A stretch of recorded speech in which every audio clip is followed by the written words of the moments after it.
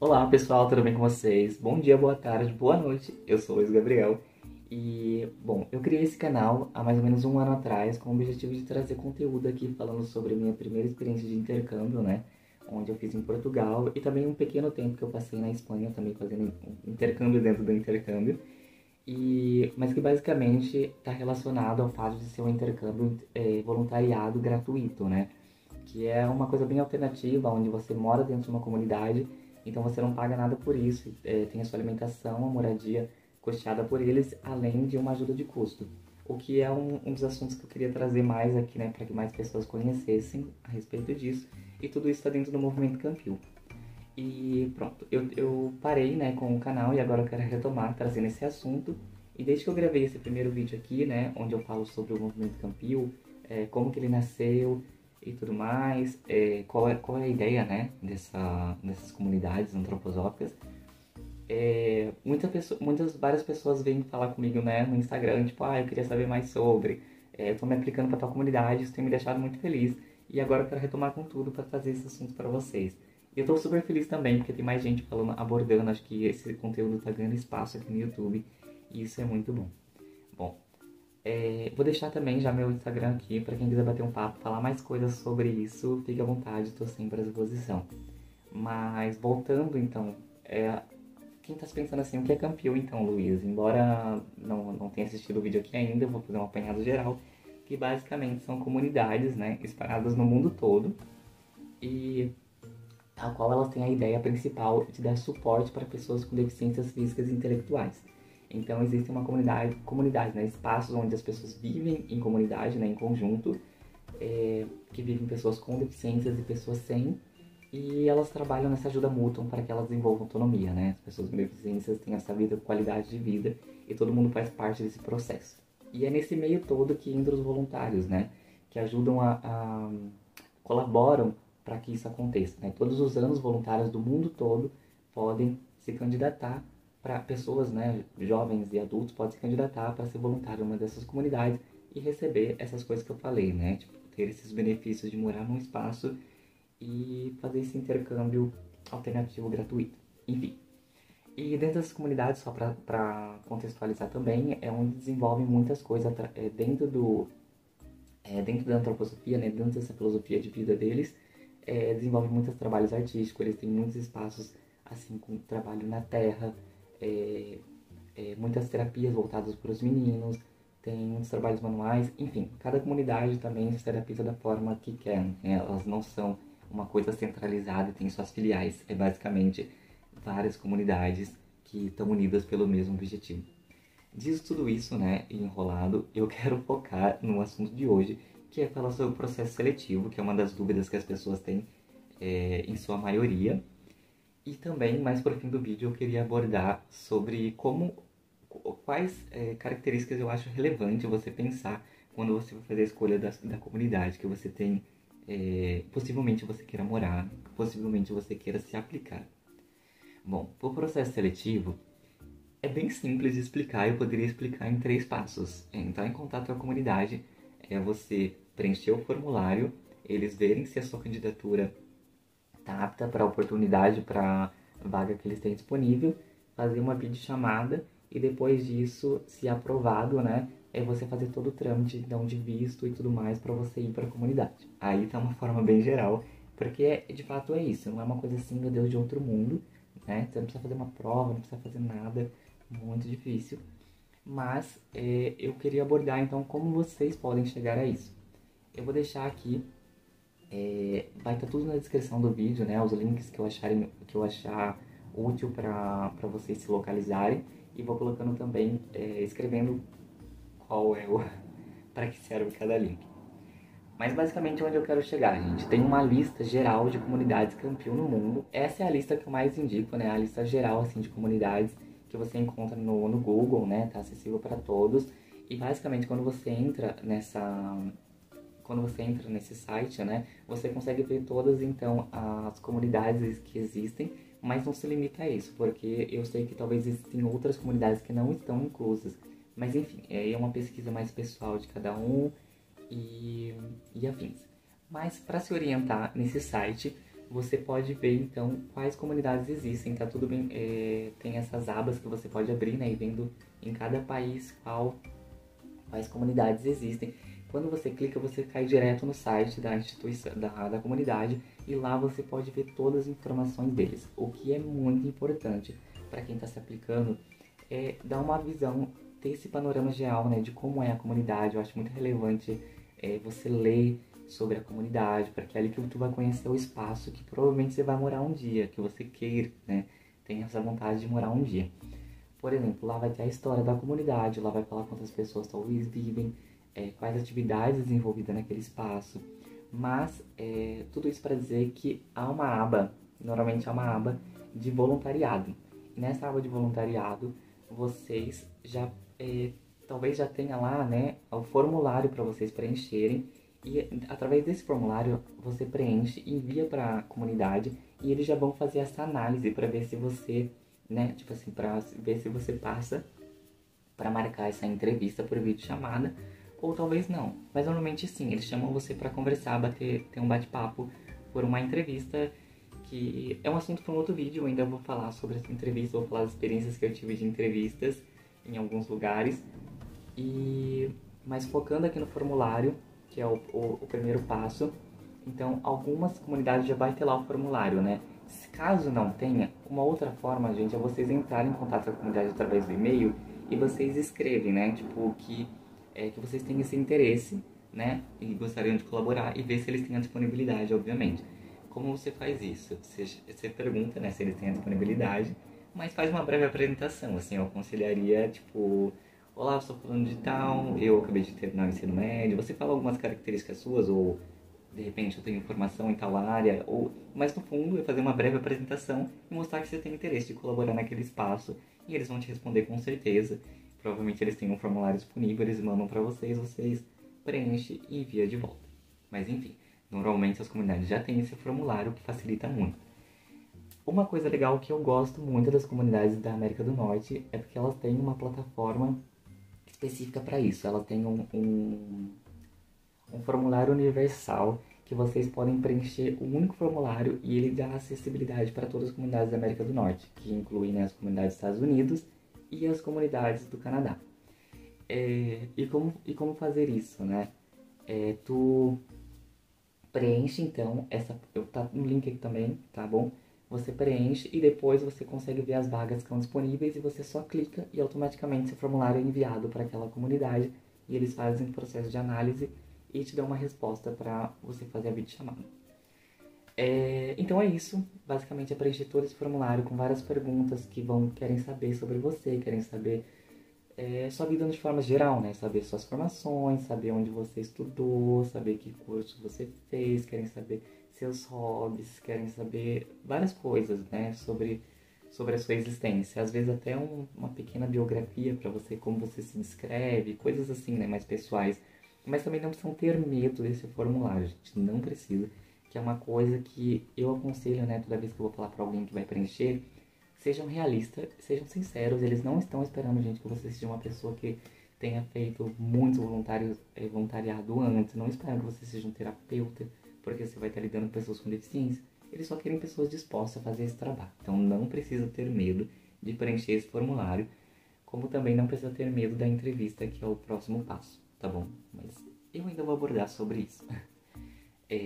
Uma outra coisa a se falar é que depois então da entrevista, né, do processo de manda o formulário, eles te chamam para entrevista, você faz a entrevista. Se você passou na entrevista, é basicamente os trâmites de visto e tudo mais. Tem comunidades que às vezes pode solicitar uma outra videochamada para falar depois mesmo de aprovado. Tem comunidades que não, entendeu? Na minha primeira experiência, por exemplo, para Portugal, eu fiz uma única videochamada, que foi para a entrevista, né? E depois eu fiquei em contato com a casa via WhatsApp, né? A casa que eu ia morar, com as pessoas com que eu ia trabalhar. Então é isso, não é nada de outro mundo. Eu sei que pode... Uma coisa que acontece, que é muito relevante, eu tava esquecendo de falar, é que eles vão pedir referências. Eles vão pedir pelo menos 2 ou 3 referências, dependendo da comunidade que vocês forem se aplicar. Que vocês forem se aplicar. Por quê? Essas referências são aquela pessoa que vai falar sobre você, né? Alguém que tem a propriedade para falar por você. não é alguém que é da sua família, não necessariamente alguém da sua família que não pode mesmo. Então, quem que pode ser essa pessoa? Pode ser um professor de faculdade, pode ser um professor de escola, alguém que conhece vocês por um determinado período de tempo. É um chefe de trabalho, né? Algum gerente, algum coordenador, alguém que trabalhou contigo, né?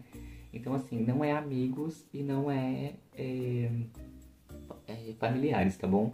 Então, assim, eles vão pedir 2, 3 referências que também vai preencher um formulário um pouco menor, mas que vai falar sobre você. Então, assim, façam bem essa escolha, né? Alguém que pode ajudar vocês nesse processo, mas também, outra vez falo, não se preocupem, não é nada de outro mundo. E é basicamente isso, entendeu?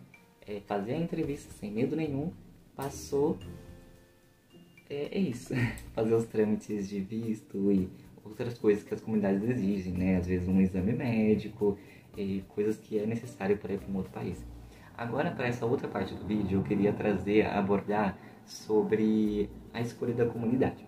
Eu acho muito legal a gente pensar, eu tinha até notado aqui 3 coisas, né, que eu acho essenciais para se pensar, que é muito sobre o país que tu tá indo, o grupo de pessoas que você gostaria de trabalhar, eu digo assim mais questão da faixa etária, e também, por último, a localização. O que eu quero dizer com isso? Quando a gente vai se mudar, né, de país, é uma coisa muito louca, porque assim, eu falando por mim mesmo, eu nunca saí do estado de São Paulo, mas eu já fui, tipo, morar em Portugal, sabe? E pra mim é muito louco pensar nisso. E é uma mudança muito brusca, sabe? Tipo, é uma outra cultura. Então eu acho muito legal quando vocês forem pensar em se aplicar, ver qual país vocês gostariam de estar, muito pela questão cultural, muito pela questão do idioma, né? Que é o idioma que é falado naquele país. Porque assim, as comunidades não exigem que você fale um inglês fluente, se é o interesse de vocês, por exemplo. Se vocês querem é, morar numa comunidade que está dentro de um país que fala inglês, ok, eles não querem que você seja uma pessoa fluente, mas que você tenha um básico, né, que você consiga ter um diálogo porque tu vai estar lidando com pessoas, né, mas você aprende no processo, inclusive que não tem melhor maneira de aprender se não é na imersão, né, convenhamos. E tem comunidades que oferecem o curso de inglês, inclusive, sabe? Porém, também é de se pensar, já nessa questão cultural, né? Então, assim, de repente fala inglês, mas tem as comunidades da América do Norte, tem as comunidades mais europeias, né? Irlanda, Escócia, Inglaterra e afins. E o que mais que eu ia falar? Que eu acho relevante falar, gente, tem comunidades que às vezes pode exigir um pouquinho mais de proficiência. Eu não tenho propriedade para falar isso, mas de repente uma comunidade da Alemanha, que tem várias comunidades, de repente eles precisam que você fale um pouco mais de alemão, entendeu? Então assim, é tudo de conversar com a comunidade, mas é tudo tranquilo, conversem, tá? Dialoguem com as comunidades e afins. Outra coisa, faixa etária. Tem comunidades pequenas, tem comunidades enormes, isso mais é questão de quantidade, né? Mas depois, se for pensar nessa parte mais de faixa etária, é uma coisa que eu considero relevante. Porque, assim, às vezes tem comunidades que elas são mais voltadas para crianças, né? Tipo, para crianças que têm dificuldade de aprendizado. Tem comunidades que é mais voltada para idosos, de repente. Tem comunidades que é voltada, assim, para jovens e adultos. Eu digo isso em relação às pessoas com deficiências, entendeu? Quais grupos de pessoas eles atendem. Então, nós temos que ser realistas em nós mesmos, né? Qual grupo de pessoas a gente se vê trabalhando. Eu não estou colocando limitações, gente. Eu acho que a ideia que eu quero trazer com minha dica, né?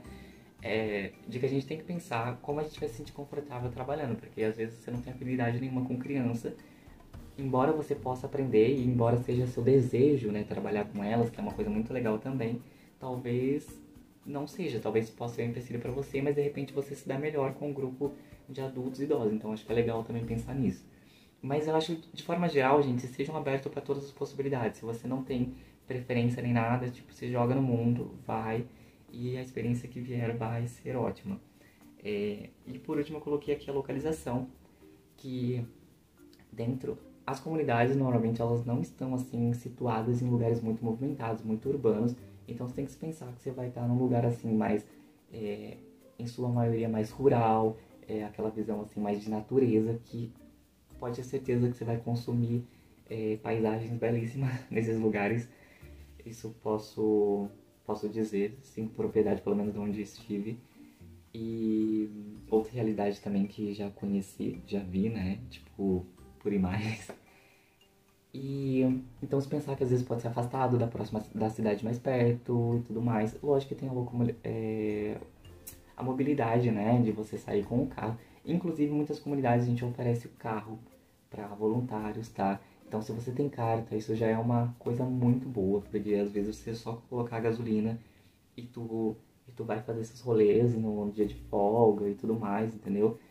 E por aí vai. Então é só pensar na localização para você ver onde está situado, para ver se está tudo ok, mas não que esses sejam os critérios essenciais, sabe? É só dicas que eu vou dando para que a gente pare para pensar um pouco, né?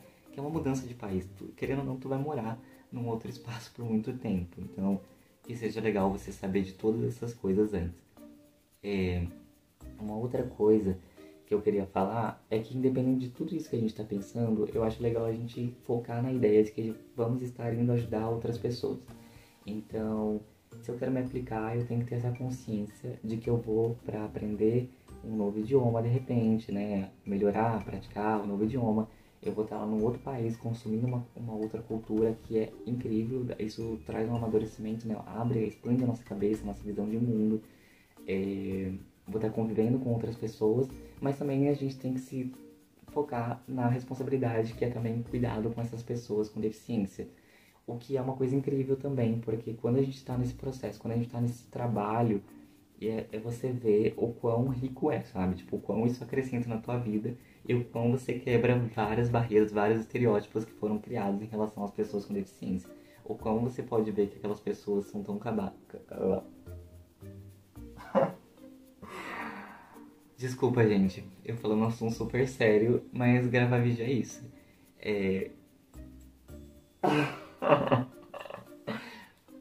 Você pode ver então quanto tá lidando com essas pessoas com deficiências pode ser tão rico quanto você aprende com elas, sabe? E tudo mais. E o quanto você aprende com elas, o quanto você pode ensinar aquelas pessoas. E é isso. Eu acho que é sobre isso. Esse vídeo já tá longo demais, eu já tô falando demais, eu me empolgo. Espero que não tenha ficado maçante o assunto, mas é que são coisas relevantes. Por isso que eu já não queria gravar o vídeo de entrevista agora e eu vou deixar para pro próximo vídeo. Inclusive ativa o sininho, gente, para vocês continuarem acompanhando, que agora eu vou estar fazendo isso com mais frequência, tá? Trazendo conteúdo com mais frequência. É isso, gente. Se vocês têm dúvidas, assim, têm dúvidas mais profundas do que eu consegui abordar agora, por favor, deixa aqui nos comentários que eu faço questão. Ou me chama lá também no Instagram, vou deixar aqui de novo pra vocês tirarem dúvidas, vão lá falar comigo. Já deixo claro, né? Não sou nenhum agenciador, nenhum intermediador, mas posso ajudar a bater um papo e às vezes isso pode ser de grande ajuda pra vocês, beleza?